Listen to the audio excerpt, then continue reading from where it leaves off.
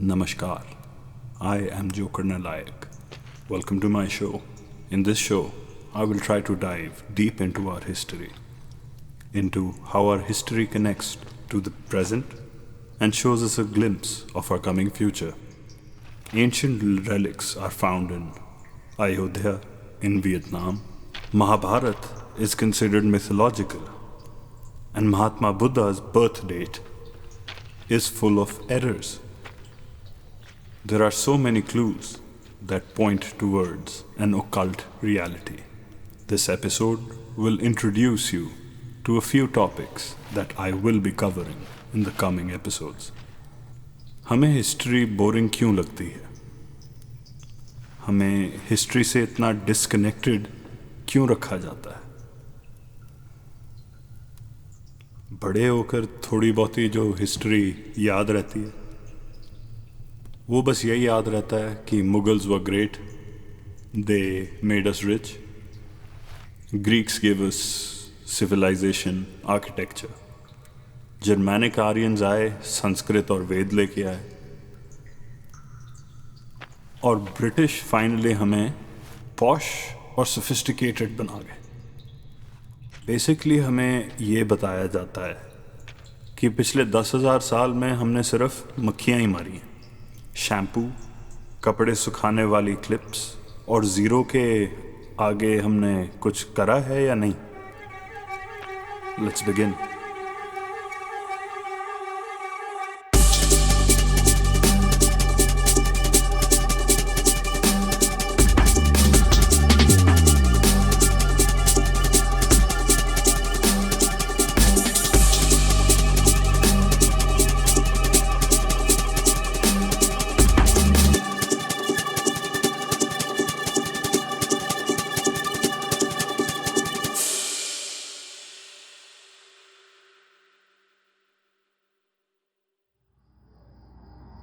Did you know that the present year is 2077 according to our ancient calendar? In fact, Nepal's official calendar confirms that. That's Nepal's calendar, not India's. There are many problems and discrepancies in mainstream history and timelines when we compare it to our itihas. Itihas and history are not the same thing at all. We are presently in the 1840th Yug. Before the Mahabharata, large timelines were usually quantized into yugs. Astronomy was used to accurately mark points in time. Today you can date these events using the modern calendar to find the exact date and time of day that these mentioned constellations occurred. There are many chronological errors that have time and again been proven by Indic researchers, but global mainstream and even Indian mainstream historians refuse to change anything officially or even acknowledge their appeals and their findings. The biggest example is Mahabharata. According to tradition, Mahabharata took place around 3100 BC. But because the international community couldn't understand, didn't want to understand, or knowingly refused these dates, and anything that is without dates in a format that they understand or pleases them generally, is considered mythology by these great intellectuals.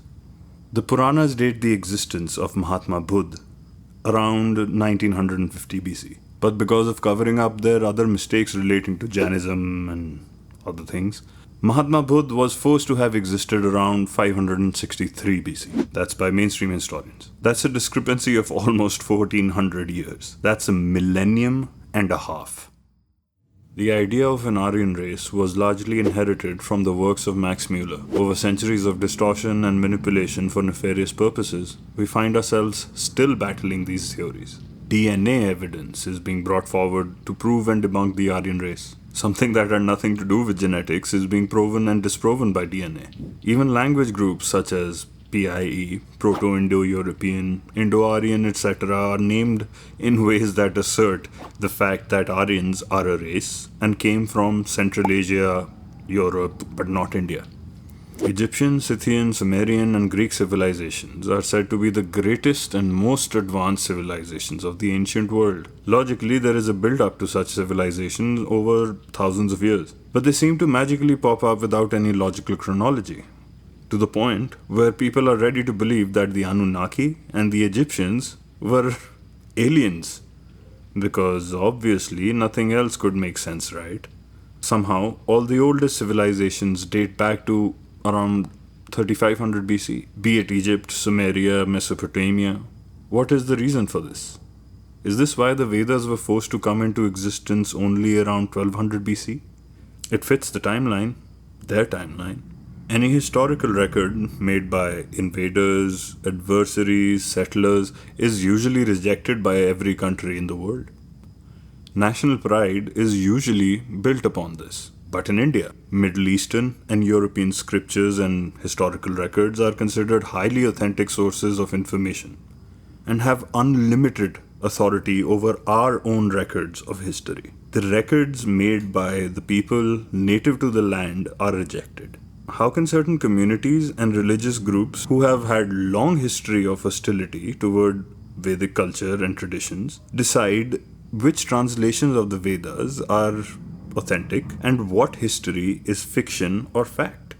Let's take an example. If a globally spread culture or religion or belief, let's safely take atheism for an example, goes extinct one day and is only found in some obscure island in Indonesia, does it mean that in 1,000 years we will say that atheism was only limited to Indonesia?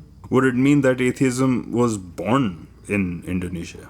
Indian civilization is the only continuous civilization from the old world that has survived.